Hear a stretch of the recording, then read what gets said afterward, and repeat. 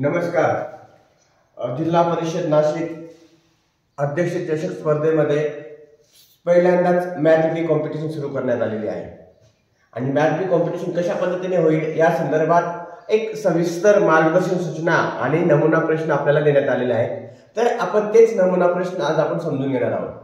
तर मॅथ बी स्पर्धेमध्ये एकूण 4 गट आहेत। एक पहिला गट पहिली दुसरी, दुसरा गट तिसरी चौथी, तिसरा गट 5वी 6वी आणि चौथा गट 7वी 8वी। त्यातला आपण दुसऱ्या गटातले काही प्रश्न समजून घेत आहोत। तर बघा या ठिकाणी गट दुसरा इयत्ता तिसरी ते चौथी साठी।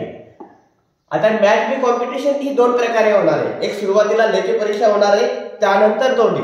लेखी परीक्षेत सारखे गुण मिळाले अशा मुलांसाठीची तोंडी परीक्षा होणार आहे आणि त्या धर्तीवर लेखी परीक्षेसाठी कोणकोणते प्रश्न असू शकतील या संदर्भात आपण समजून घेणार आहोत। त्यातला पहिला प्रश्न, 4 ही संख्या कमीत कमी किती वेळा घेतल्यावर पूर्ण दशक संख्या मिळेल? पूर्ण दशक संख्या म्हणजे या ठिकाणी आपल्याला पूर्ण दशक संख्यांची संकल्पना माहिती पाहिजे।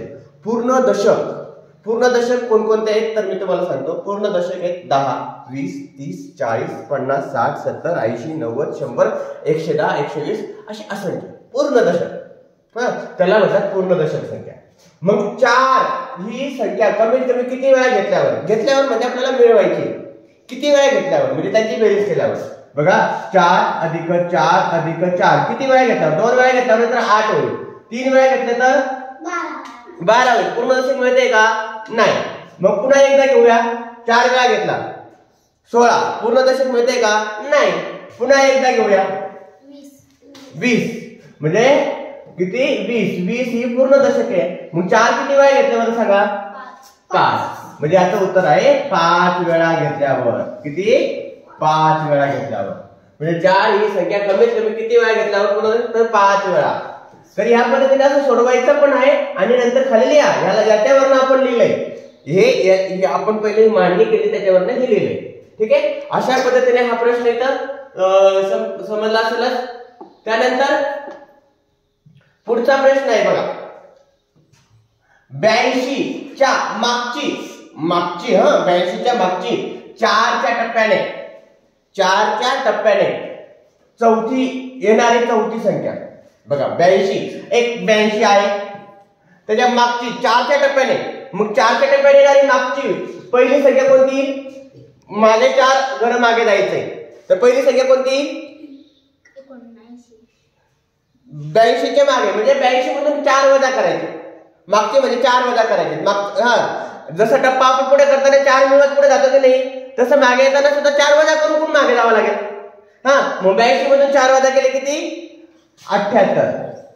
दुसरी संख्या येईल किती? 74। बरोबर, ही पहिली संख्या ही दुसरी संख्या।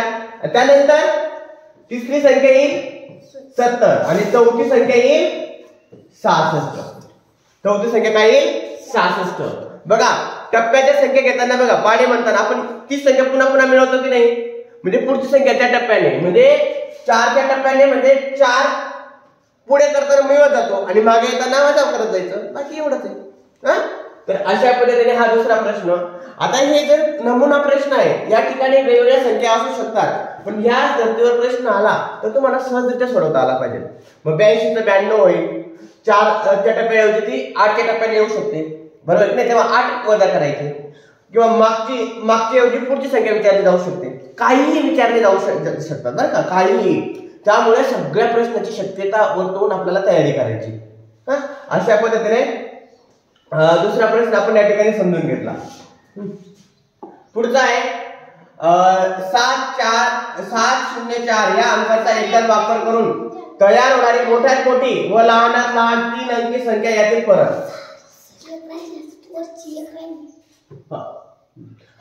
एक राहिला का फरक? बरं, तिसरा प्रश्न घेऊया आपण। सॉरी 64 या संख्येत एकूण किती एकक आहेत? 64 या संख्येत एकूण किती एकक आहेत? किती एकक म्हणाला?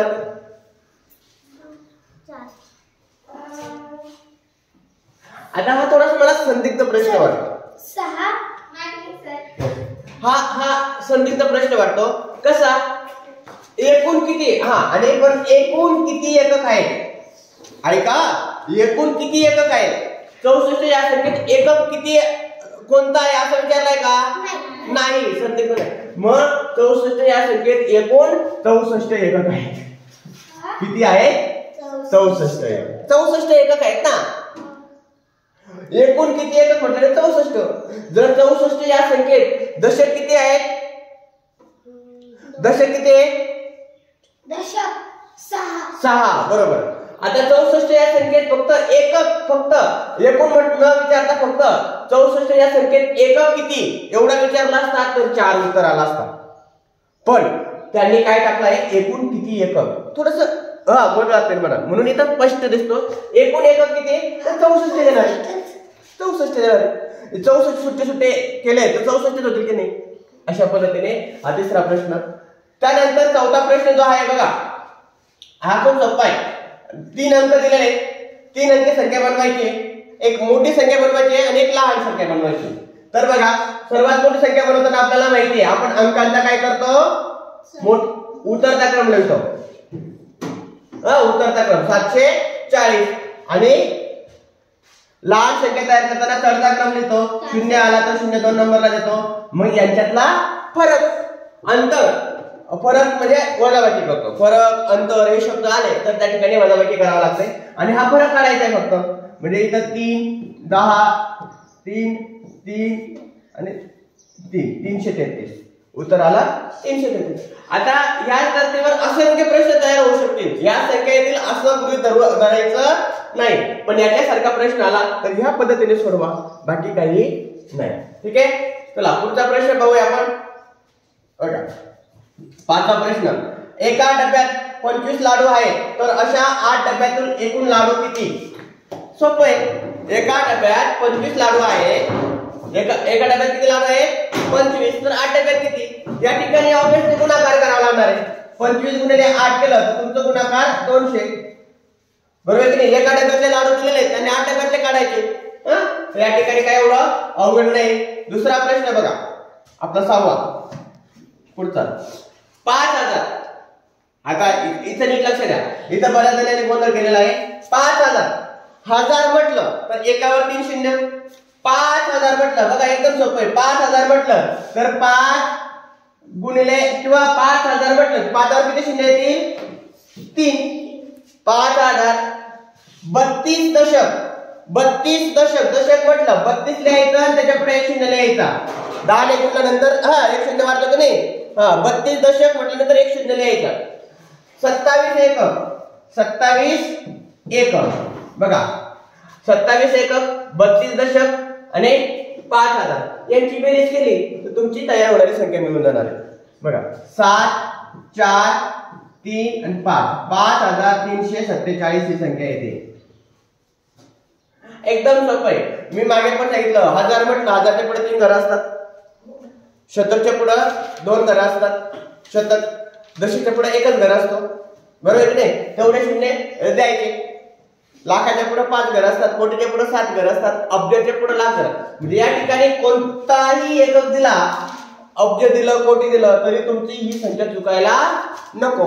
आणि हे वेगवेगळे दिले तर त्यांची बेरीज करा. आलं उत्तर. बरेच जण इथं काही मिस्टेक करतात. 5000 असं लिहितात. 32 दशक असं लिहितात. एकदम चुकीचं आहे. आणि 27 तुम्हाला हे लिहिता येतं. मग यांची बेरीज करा. हे जर तुम्हाला यांची बेरीज करा ते एका पुढे लिहू नका. तर अशा पद्धतीने हा प्रश्न सोडवा.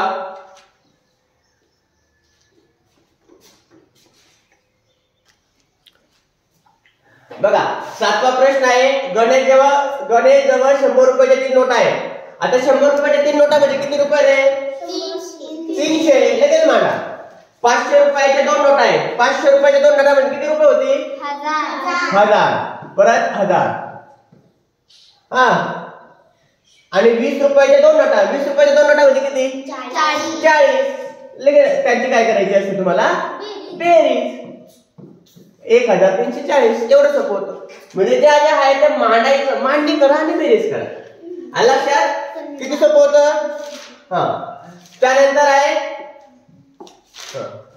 8वा प्रश्न, 5.25 तासांची मिनिटे किती? 5.25 तास.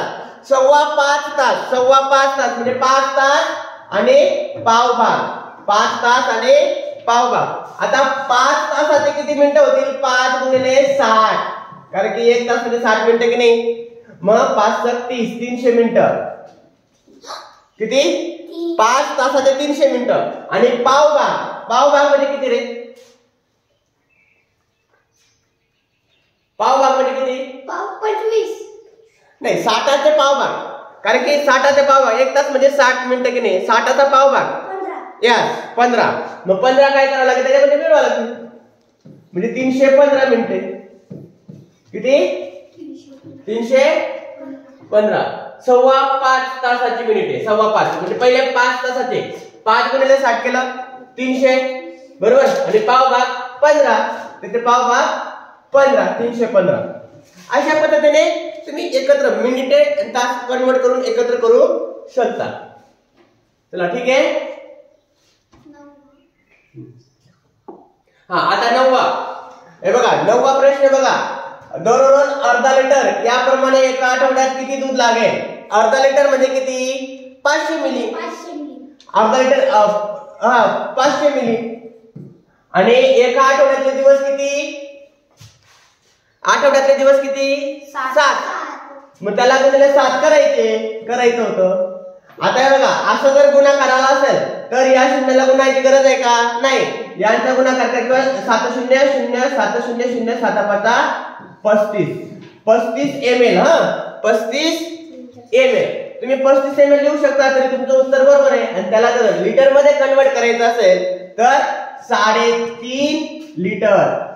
3 लिटर 500 ग्राम, 500 मिलीलिटर. 3 litre 500 millilitre.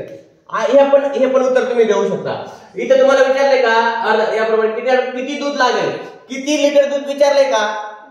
नाही. त्यामुळे तुमचं हे पण उत्तर बरोबर येईल आणि हे पण उत्तर बरोबर येईल.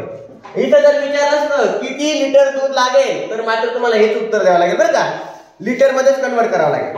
आणि यासाठी मी तुम्हाला तक्ता दिलेला आहे. तक्ता आहे बघा, हा एकदम भारी सोपा तक्ता आहे. तो तुम्ही लक्षात ठेवायचा. कन्व्हर्सेशन साठी या ठिकाणी मीटर असतो, लिटर असतो आणि ग्रॅम असतो. आणि या ठिकाणी मिली असतो, सेंटीमीटर असतो आणि डेसी असतो. बघा, 3.5 मिली 3.5 मिली की नाही. मग मिलीच्या ठिकाणी हा शून्य आला पाहिजे. हा 0, हा 500 आणि हा 3 लिटर. 3 लिटर तिथं पॉईंट द्यायचा. 3 लिटर 500 मिली म्हणजे 3.500. इथं सुद्धा तुम्ही कन्व्हर्सेशन हेच उत्तर येतं. म्हणजे ह्या तक्त्यात सुद्धा तुम्ही ते बदल करून आपला कन्व्हर्सेशन करू शकता. खूप सोपं आहे, काही अडचण नाही. किंवा याला 1000 ने जरी भागितलं तरी ते लिटर मध्ये कन्वर्ट होतं. 1000 ने जरी भागितलं तरी लिटर मध्ये कन्वर्ट होतं. चला ठीक आहे. आता 10वा प्रश्न. आता इथे बघा किती सोपं होतं. 27 मध्ये किती मिळवल्यास 3 अंकी सर्वात लहान संख्या मिळेल? 3 अंकी सर्वात लहान संख्या कोणती आहे सांगा बरं? 100.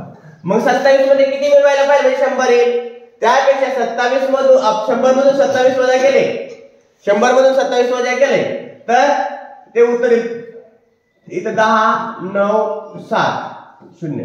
कारण की या दोघांची बेरीज म्हणजे 100 की नाही. हे आपण वजाबाकी शिकलोय, बरोबर की नाही. म्हणजे 100 मधून 27 वजा केलं तरी 73 तुमचं हे उत्तर आलं असतं. अशा पद्धतीने सोडवलं असतं. आणि या दोघांची बेरीज म्हणजे 100. तर अशा पद्धतीने हे 10 प्रश्न खूप सोपे आहे. चला पुढचा प्रश्न पाहूया. 11वा. 30 दिवसाचे इंग्रजी महिने किती? 30 दिवसाचे इंग्रजी महिने किती आहे? 30 दिवसाचे. चला मोजा बरं. 30 दिवसाचे इंग्रजी महिने किती आहेत? 30 दिवस असलेले इंग्रजी महिने. 30 दिवस असलेले इंग्रजी महिने किती? बघा या बोटांवर तुम्हाला मी सांगितलं करायला लावलंय बघा. 12 महिने असतात की नाही. काही महिने 31 दिवसाचे असतात, काही 30 दिवसाचे. तुम्ही कॅलेंडरवर जरी पाहिलं तरी त्याच्यावर तुम्हाला लक्षात येईल की 30 दिवसाचे महिने किती आणि कोणकोणते. 4. कोणकोणते? जानेवारी 31 चा असतो. लक्षात ठेवा. हे बघा लक्षात ठेवायचं. हे बघा जानेवारी नंतर जानेवारी नंतर फेब्रुवारी 30 दिवसाचा नसतो, त्यामुळे तो सोडून द्यायचा. मार्च 31. एप्रिल बरोबर. एप्रिल नंतर जून बरोबर. नंतर ऑगस्ट ऑगस्ट नाही, जुलै जुलै पण नाही, जुलै ऑगस्ट ऑगस्ट नाही, सप्टेंबर सप्टेंबर येतो, ऑक्टोबर नाही, नोव्हेंबर येतो. म्हणजे 4च महिने. काय आहे? 4 महिने, 4 महिने. मग या ठिकाणी असा प्रश्न येऊ शकतो, मग 31 दिवसाचे इंग्रजी महिने किती? तर तिथं काय येईल? 12 मधून 4 गेले, किती राहिले? 12 मधून 4 गेले, थोडं 8.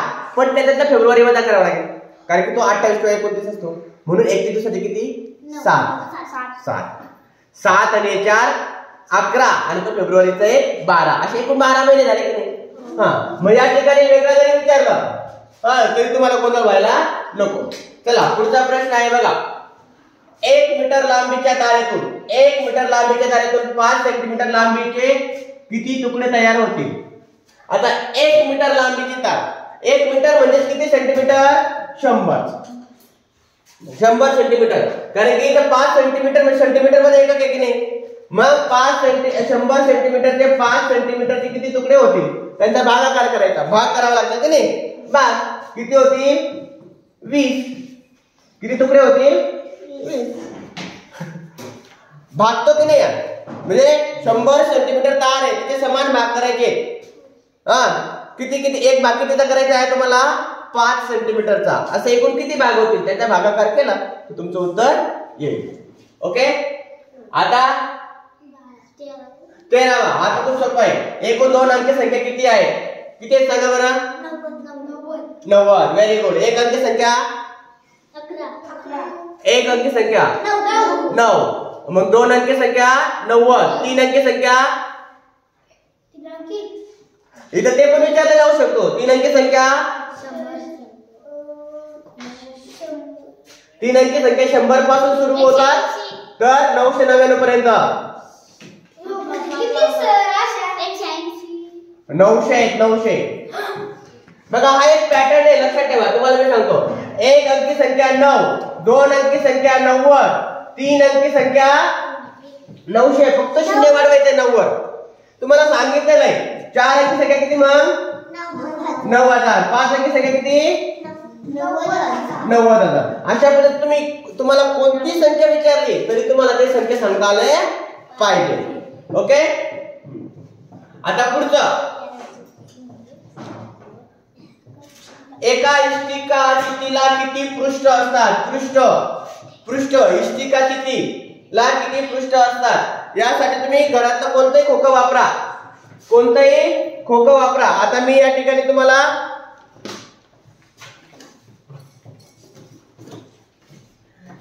हे इष्टिका चिठीचं उदाहरण आहे की नाही? इष्टिका चिठी, पेटी, डस्टर हे सगळं पृष्ठ असतात. पृष्ठ. एका इष्टिका चिठीला किती पृष्ठ असतात? पृष्ठ म्हणजे हा पृष्ठभाग. हा 1, हा 2, हा 3, हा 4, हा 5 आणि हा 6. किती असतात? 6. तर एक लक्षात ठेवा, इष्टिका चिठीला 6 पृष्ठ असतात.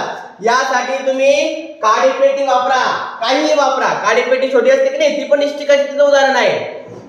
त्याच्यात पृष्ठ मोजून बघा. आता अजून मी तुम्हाला याच्यात भर घालतो.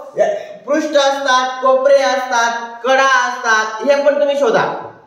अजून त्याच्यातले तुम्हाला ज्ञानात भर पडेल. ठीक आहे. पुढची संख्या आहे बघा. 28च्या पुढील 5च्या टप्प्याने येणारी तिसरी संख्या. बघा मागचा तो होता नाही का 82च्या 4च्या टप्प्याने, सेम तो प्रश्न आलाय.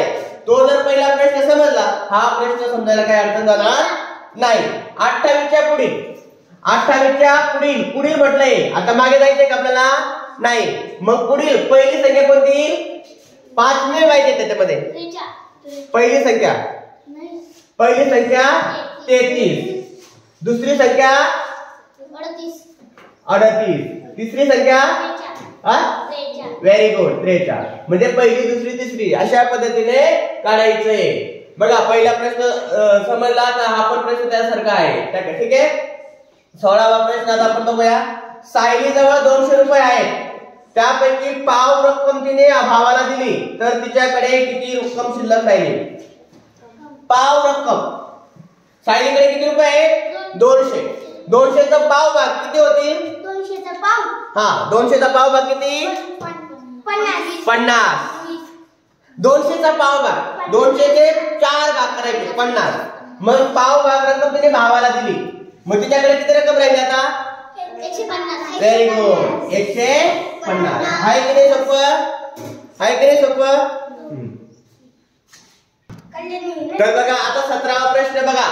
17वा प्रश्न मध्ये आहे 1 ते 100 या मधील 1 ते 100 मधील सर्वात मोठी मूळ संख्या व सर्वात लहान विषम मूळ संख्या यांचा गुणाकार किती? आता 1 ते 100 मध्ये मूळ संख्या तुम्हाला माहिती हव्यात. सर्वात मोठी मूळ संख्या कोणती आहे? सर्वात मोठी मूळ हा, 97. Very good, 97. सर्वात मोठी मूळ संख्या कोणती आहे? 97. बरं का? आणि सर्वात लहान विषम मूळ संख्या, सर्वात लहान विषम मूळ संख्या, 3. Very good, 3. सर्वात लहान मूळ संख्या कोणती आहे? 2 आहे, पण ती सम आहे, ती घेता येईल का? नाही. म्हणून विषम मूळ संख्या आहे 3. त्यांचा गुणाकार करायचा 7 त्रिक 3 7 21, 2 हाताला 3 9 27 आणि 2 29. हे आलं त्याचं उत्तर. आलं लक्षात? हा, यासाठी तुम्हाला मूळ संख्या माहिती हव्यात. 291. उत्तर काय आलं? 3. 200. हा बरोबर आलं ना? 3 7 21. हा 1 2 3 9 27 आणि 2 29. 291. ओके, पुढचा प्रश्न घेऊया आपण. एका शाळेची सहल बघा, एका शाळेची सहल 5 फेब्रुवारी ते 13 फेब्रुवारी पर्यंत गेली. तर एकूण किती दिवस सहल गेली? 5 फेब्रुवारी पासून तर 13 फेब्रुवारी पर्यंत. 5 6 7 8 9 10 11 12 13. 5 पण धरावं लागेल की नाही? 5 6 7 8 9 10 11 12 13. 9 दिवस मोजायचे फक्त. इथं काही वेगळं नाही याच्यामध्ये. लक्षात आला? हा, तर बघा मी मागे सांगितल्याप्रमाणे बघा, एका इष्टिकाची त्याच्या कडांपेक्षा शिरोबिंदूची संख्या कितीने कमी अथवा जास्त आहे? आता इष्टिकाची ती मी तुम्हाला सांगितल्याप्रमाणे मागचे पृष्ठ पाहिले. इष्टिकाची तिचे कडा किती आहेत? किती असतात माहिती तुम्हाला? तर नाही. हे बघा, कडा मोजूया आपण. हे बघा इकडे लक्षात द्या. ही इष्टिकाची ते 1 2 हे 2 कडा झाल्या. हा, म्हणजे ही एक कड, ही कड, 2 कडा झाल्या. 2 3 4 झाल्या. त्यानंतर 5 6 7 8 झाल्या. आणि ही पण कडा झाली की नाही? 9 10 11 आणि 12. किती कडा असतात? 12. आता तुम्हाला कडा माहिती झाल्या 12. आता कोपरे, शिरोबिंदू म्हणजे काय? कोपरे किती आहेत? 1 2 3 4 5 6 7 8. कोपरे किती आहेत? 8. मग 8 म्हणजे 4चा फरक आहे, बरोबर? मग इष्टिकाच्या कडा पेक्षा शिरोबिंदू संख्या कमी आहे का जास्त आहे? शिरोबिंदू संख्या कमी आहे की नाही? कितीने कमी आहे? तर 4 ने कमी आहे. म्हणजे त्यानंतर इष्टिकाच्या कडांपेक्षा शिरोबिंदूची संख्या 4 ने कमी आहे. हा, जर समजा उलट प्रश्न आला असता, शिरोबिंदूची संख्या कडांपेक्षा 4 ने जास्त आहे.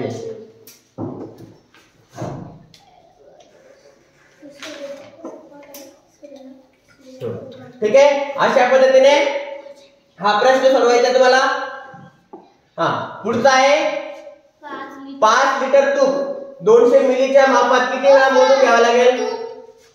आणि 5 लिटर तूप 200 मिलीच्या मापात किती वेळा मोजून घ्यावा लागेल? किती वेळा मोजावं लागेल? तर यासाठी सुद्धा आहे का 5 लिटर.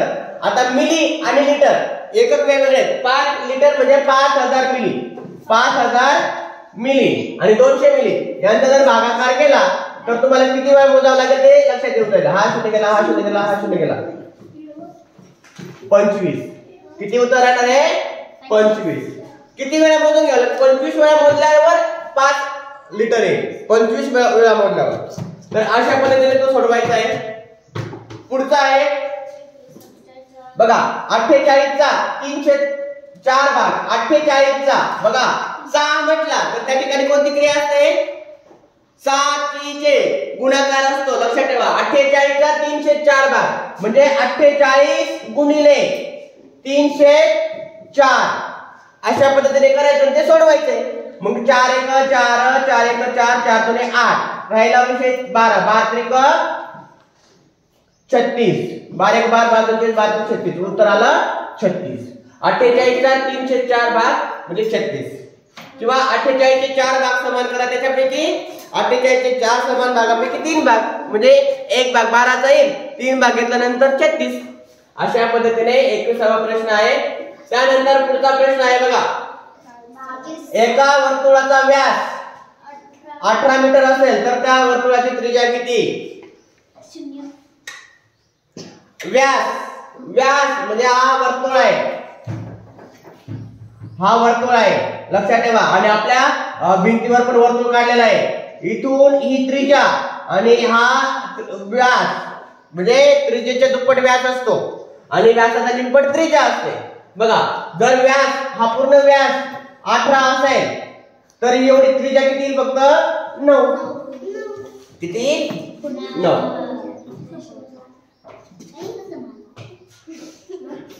हा आता पुढचा प्रश्न आहे 23वा.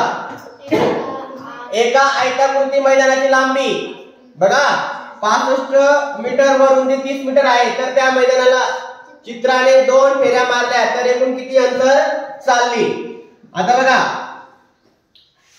हा मैदान आहे 65 मीटर आणि 30 मीटर रुंद असलेले आणि या मैदानामध्ये तिने 2 फेऱ्या मारल्या. मग एक फेरी मारायला तिला किती वेळ लागेल? बघा ही 65 तर हे पण 65 येईल, हे पण 30 येईल. मग चारही बाजूचे बेरीज म्हणजेच परिमिती असते. चला बरं करा बरं परिमिती करा. 65 65 किती झाले? 65 65 130. फास्ट बेरीज करता आली पाहिजे तुम्हाला. 130 आणि 30 आणि 30 60. 130 मध्ये 60 मिळवले 190. Very good. आता एक फेरीला 190 मीटर चालेल. मग 2 फेऱ्यासाठी किती? 280. किती? 280. 19 दुने 38 बरोबर 380. 280 कारण की 190 ला जर 2 ने गुणलं 2 ने गुणलं तर 380. जर समजा या ठिकाणी 2 ऐवजी 3 फेऱ्या तर 3 ने गुणावं लागलं असतं. 4 फेऱ्या तर 4 ने गुणावं लागलं असतं. अशा पद्धतीने ते वाढत आहे. शब्द काही आलं तरी उत्तर मात्र तुमचं बरोबर आलं पाहिजे. 2 ने का गुणलं इथं 2 ने गुणून 380 आलं बरोबर. तर अशा पद्धतीने तुम्हाला ते सोडवायचंय. आता पुढचा प्रश्न आहे 27 दशकामध्ये किती दशक मिळवल्यास 5 शतक येतील? 27 दशकामध्ये उत्तर 5 शतक मिळेल. बघा 27 दशक. आता आपण पहिले 27 दशक म्हणजे किती सांगा बरं? 27 दशक म्हणजे किती? 270 बरोबर ना. 27 दशक.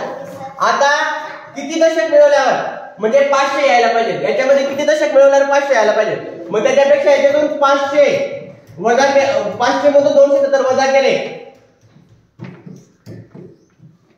3 230 वजा केले म्हणजे 230 मध्ये किती दशक? 230 मध्ये किती दशक आहेत? 23 दशक आहेत. किती दशक आहेत? 23 दशक आहेत. 230 मध्ये 23 दशक आहेत. किती दशक आहेत? 23 दशक. मग काय 23 दशक मिळवल्यास उत्तर 5 शतक येईल. ह्या पद्धतीने तुम्हाला सोडवायचं आहे. जो मागचा प्रश्न होता त्या धर्तीवर हा प्रश्न आहे. समजला प्रश्न? हा प्रश्न समजला? हा. पुन्हा हा प्रश्न कशा पद्धतीने सोडवायचा हे मी तुम्हाला सांगतो. सोपं पद्धत. हा एकक बरोबर, हा दशक, हा शतक. आला सर एकदम सोपं आहे. 27 दशक ना 27 दशक नाही 27 दशक म्हणजे 27 असा लिहिला पाहिजे. किती दशक मिळाला उत्तर म्हणजे इथं काय मिळवायचे म्हणजे हा 5 शतक आला पाहिजे. उत्तर हा आला पाहिजे. बघा आता हा 0 आहे बरोबर आहे की नाही. इथं पण इथं बेरीज येण्यासाठी 0 घ्यावं लागेल. हा आता इथं 0 येण्यासाठी इथं काय घ्यावं लागेल सांगा बरं. इथं 0 आहे उत्तर 0 यायला पाहिजे. इथं काय घ्यावं लागेल? इथं 7 आहेत ना, इथं काही 7मध्ये किती मिळवल्यावर 0 येईल? 3. मग इथं काय 3. आता यांची बेरीज केल्यानंतर एक हात इकडे जाईल की नाही? मग 2 आणि हा 3, 2 आणि 1 किती झाले? 3. 3मध्ये किती मिळवल्यावर 5 येईल? 3मध्ये किती मिळवलं 5 येईल? 2. आलं उत्तर 23 दशक. किती?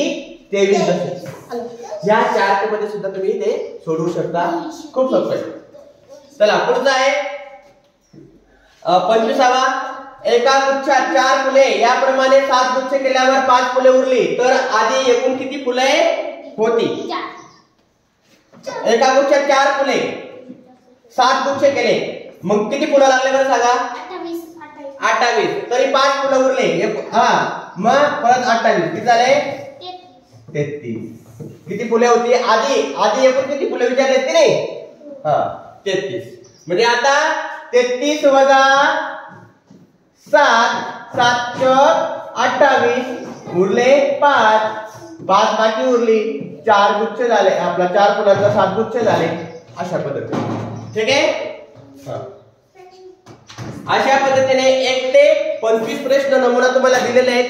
यात हे फक्त नमुना आहेत. तुम्हाला याच्यासारखे वेगळे संख्या देऊन बदलून शब्द बदलून प्रश्न विचारले जातील. तिथं गोंधळ करायचा नाही. आता प्रत्येक प्रश्न कसा सोडवायचा कसं आहे आपण समजून घेतले. ठीक आहे. ह्या व्हिडिओच्या माध्यमातून तुम्हाला हे प्रश्न समजले असतील तर मॅथ बी कॉम्पिटिशन साठी माझ्याकडून तुम्हाला खूप खूप शुभेच्छा. धन्यवाद.